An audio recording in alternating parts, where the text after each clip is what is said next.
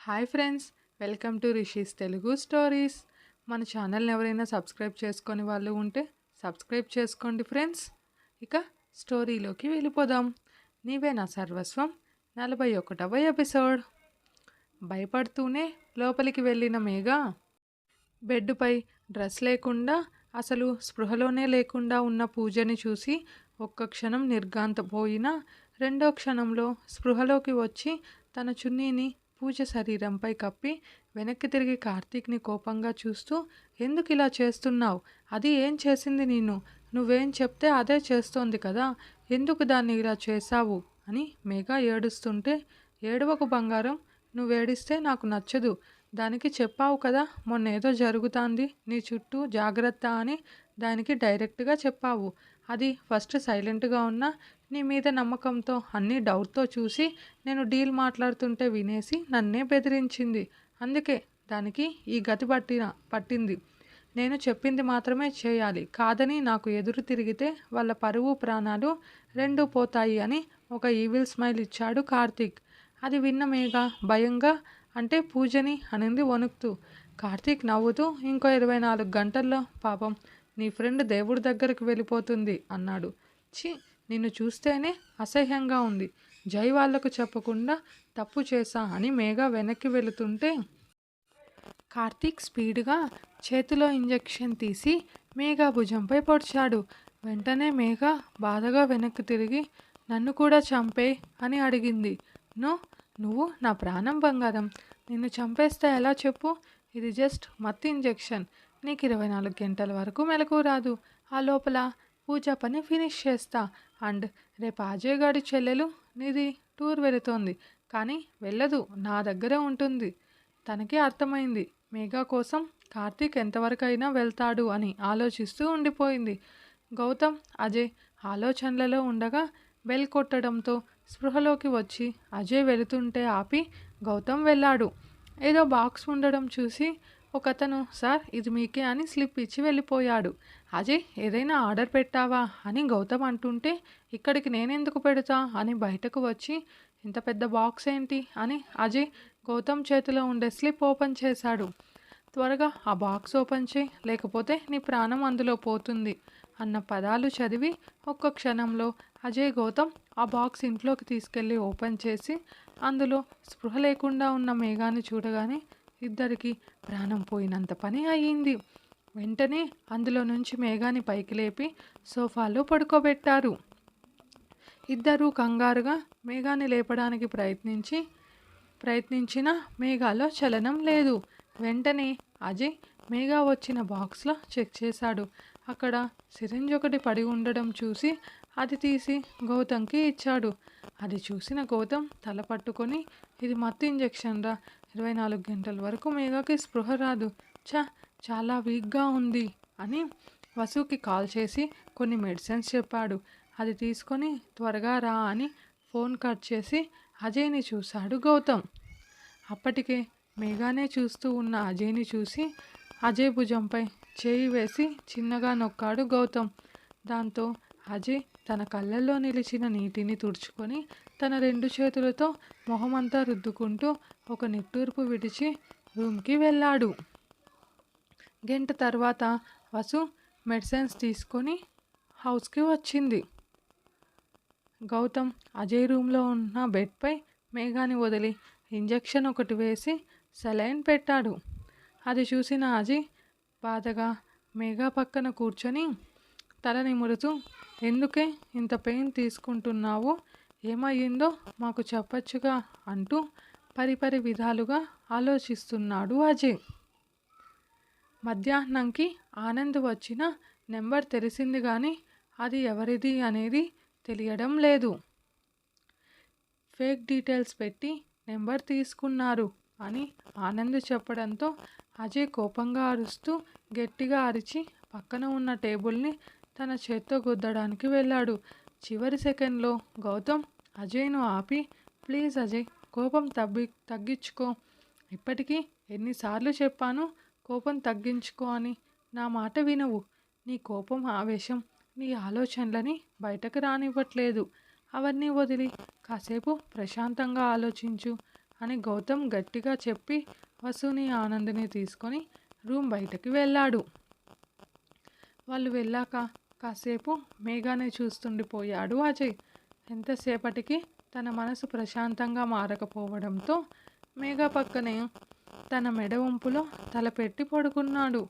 కళ్ళు మూసుకొని 5 నిమిషాల తర్వాత ఈ స్మెల్ మేఘ పర్ఫ్యూమ్ది కాదే అని గౌతమ్కి మెసేజ్ చేసి కాసేపటికి మేఘ గుండెలపైకి చేరి ప్రశాంతంగా నిద్రపోయాడు.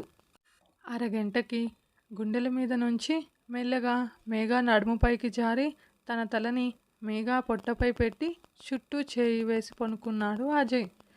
గంట తర్వాత వచ్చిన ఆనంద్ వాళ్ళని చూసి డిస్టర్బ్ చేయకుండా సైలెంట్గా వెళ్ళాడు. గౌతమ్కి కూడా మేఘ ప్రవర్తనతో 2 రోజులు సరిగ్గా నిద్రలేక సోఫాలో వసువల్లో తలపెట్టుకొని నిద్రపోయాడు. 2 గంటల తర్వాత వచ్చిన కరణ్ మాటలతో గౌతమ్ నిద్రలేసి అజయ్ ఎక్కడా అని అడిగితే లోపల నిద్రపోతున్నాడు, నువ్వు వెళ్ళు అని గౌతమ్ని పంపించాడు ఆనంద్. లోపలికి వెళ్ళిన గౌతమ్ చిన్నపిల్లాడ్లా మేఘా నడుముని చుట్టుకొని పడుకొని ఉన్న అజయ్ను చూసి చిన్నగా నవ్వి వెళ్ళి అజయ్ను లేపాడు.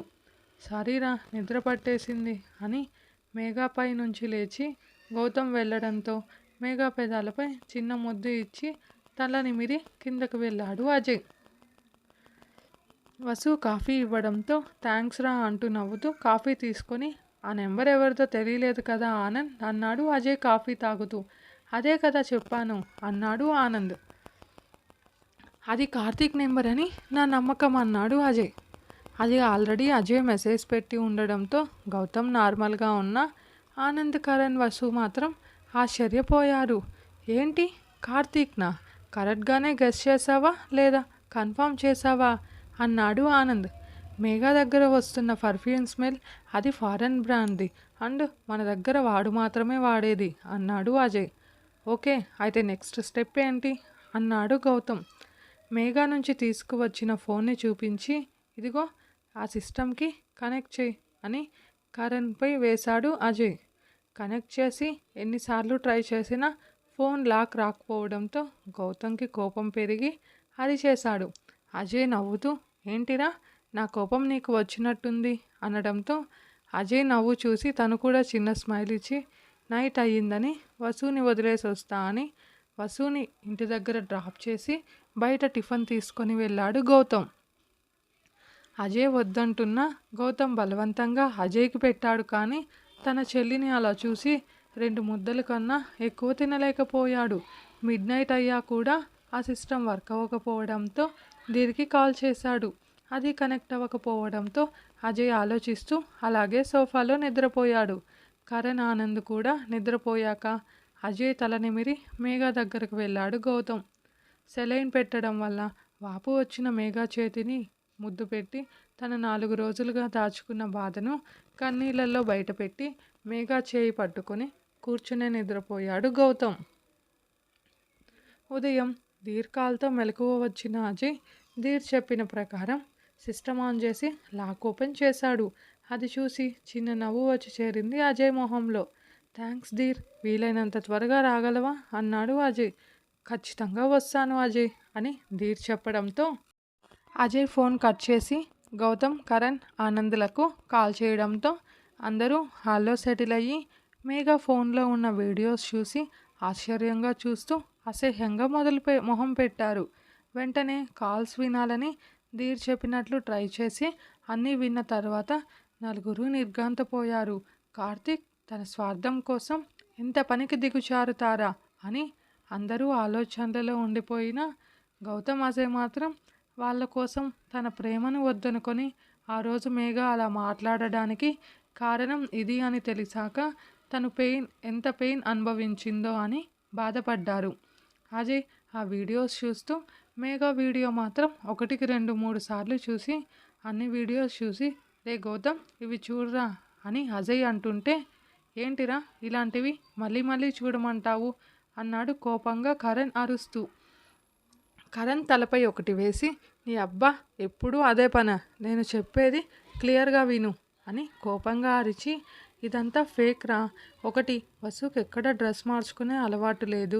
సెకండ్ వన్, అన్ని వీడియోస్లలో ఫేస్ కాకుండా బాడీ మాత్రమే ఎక్స్పోజ్ చేస్తున్నారు. అంటే ఇవన్నీ ఫేక్ వీడియోసా? ఫేస్ పెట్టి ఫేక్ వీడియోస్ అని గౌతమ్ అనడంతో, హా, అదే పని వాడు చేశాడు. బట్ పూజ మాత్రం నిజం వాడి దగ్గర టార్చర్ చూస్తోంది అని అజయ్ అనడంతో, ఎంతైనా చిన్నప్పటి నుంచి చెల్లెలుగా అనుకున్న గౌతమ్కి బాధగా అనిపించింది.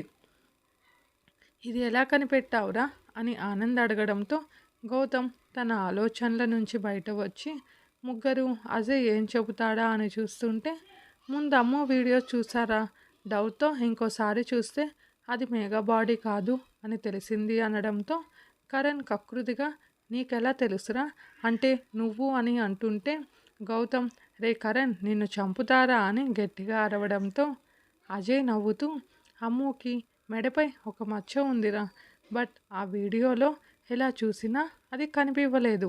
అందుకే డౌట్ వచ్చి అందరివి చెక్ చేశా.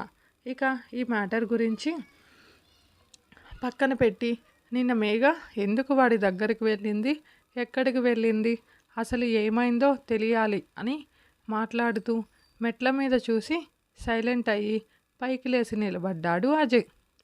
ఇదే ఫ్రెండ్స్ ఈరోజుటి ఎపిసోడ్. మీకు కనుక స్టోరీ నచ్చితే లైక్ చేయండి, కామెంట్ చేయండి. ప్లీజ్ మన ఛానల్ని సబ్స్క్రైబ్ చేసుకోండి ఫ్రెండ్స్. Thank you.